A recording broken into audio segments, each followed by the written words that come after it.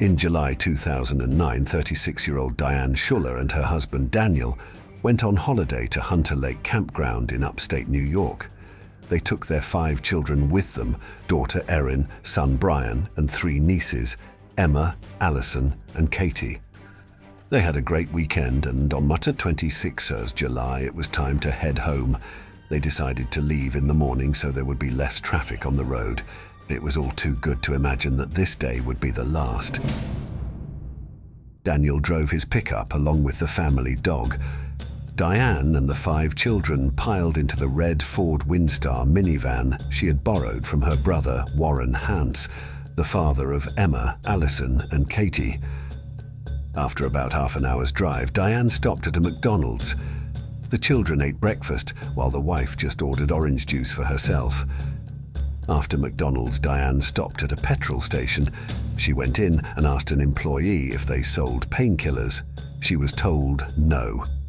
Diane got back into her car and drove off. Several witnesses later said they saw a red minivan driving erratically down the highway, flashing its lights, honking its horn, and abruptly changing lanes. Just before noon, the minivan was spotted by the side of the road. Diane was standing next to it, leaning forward with her hands on her knees as if she wasn't going to throw up. A short time later, she was seen sitting on the side of the road. According to a witness, Diane was not feeling well and may have had abdominal discomfort. Diane later called her brother Warren, but her speech was incoherent, and she mistakenly called him Danny, her husband's name. Diane said she was disoriented and her vision was blurred. The husband heard children crying in the background. Warren asked Emma to put one of his older daughters on the phone. The girl said they were fine, but there was something wrong with Aunt Diane, and she couldn't see clearly. Warren asked for Diane's phone back and told her to stay put while he went to meet her. 10 minutes later, someone called Diane's phone 3 times to the wrong number. Subsequent attempts to contact her were unsuccessful. The calls went to voicemail. It later transpired that for some reason she had left her phone by the side of the road, where it was later found by another driver. After 20 minutes, Diane turned onto an exit leading to the Taconic State Parkway.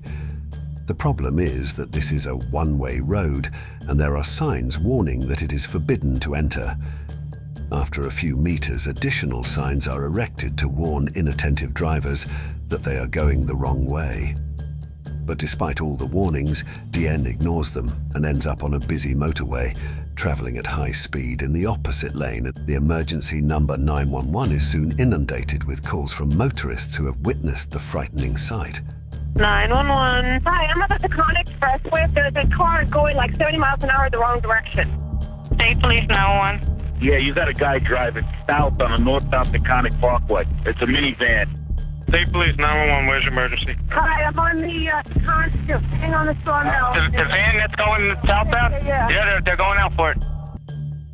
The minibus continued on the opposite carriageway at 120 to 140 kilometers per hour. It is hard to imagine what the children in the van were feeling at that moment. It's even harder to understand what was going through the mind of the driver, Diane. Motorists tried in vain to attract the attention of the distraught minibus driver by flashing their lights and honking their horns. Witnesses later said Diane had a calm expression on her face. She had both hands on the wheel and her eyes on the road. Some drivers had to pull over to the side of the road to avoid a collision. The madness continued for a mile and a half until Diane's minivan collided with a Chevrolet Trailblazer SUV into which the following Chevrolet Tracker had crashed. The minibus flew several meters after the massive impact, came to rest on the grass and burst into flames. 8 people dead, 4 of them children, all killed in a horrific car crash on the Taconic this afternoon. Police say the driver of that minivan drove down the wrong way and then hit a Chevy SUV head-on, killing 3 adults inside that car as well.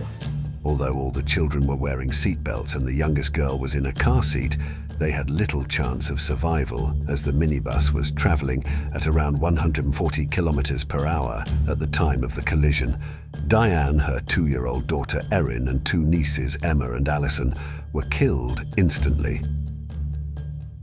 The seriously injured Brian and Katie were taken to hospital where the girl died the same day. Brian was the only survivor of the crash. He suffered multiple fractures and a serious head injury. And this is the Chevrolet Trailblazer that Diane crashed into. There were 3 people in the car at the time: Michael Bastardi, his son Ingai, and their friend Daniel Longo. All 3 died as a result of the head-on collision. Fortunately, the 2 passengers in the Chevrolet Tracker escaped with minor injuries.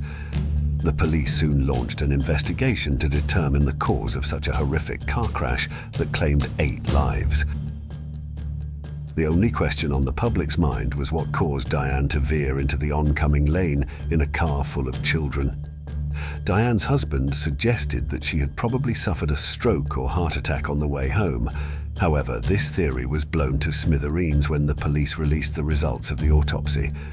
The toxicology report showed that the level of ethanol in her blood was more than twice the legal limit.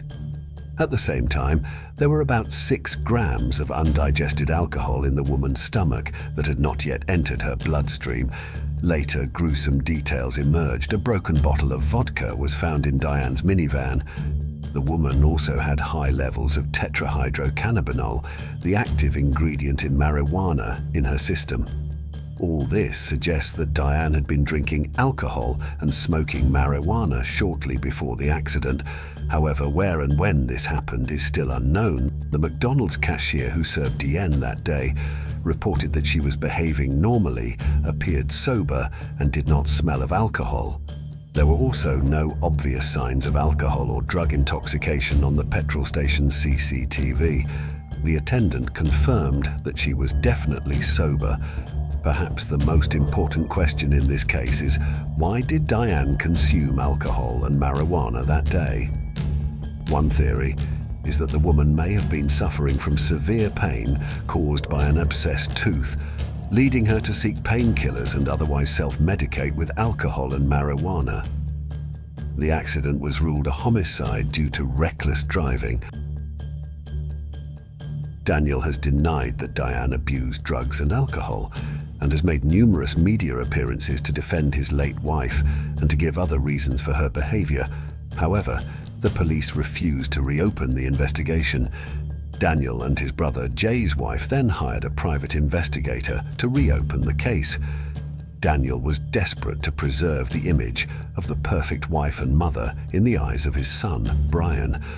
Diane's friends could not recall anything similar to this episode and claimed that she did not abuse alcohol or drugs. However, the private investigator was unable to satisfy the Schuler family, and the results of repeated toxicology tests confirmed Diane's condition at the time of the accident. The coroner's report also showed that Diane had not suffered a stroke, heart attack, or myocardial infarction. The Schuler family could not come to terms with this terrible idea and tried to justify Diane's behavior by claiming that she had an abscessed tooth at the time of the accident and the pain was so severe that it affected her sanity.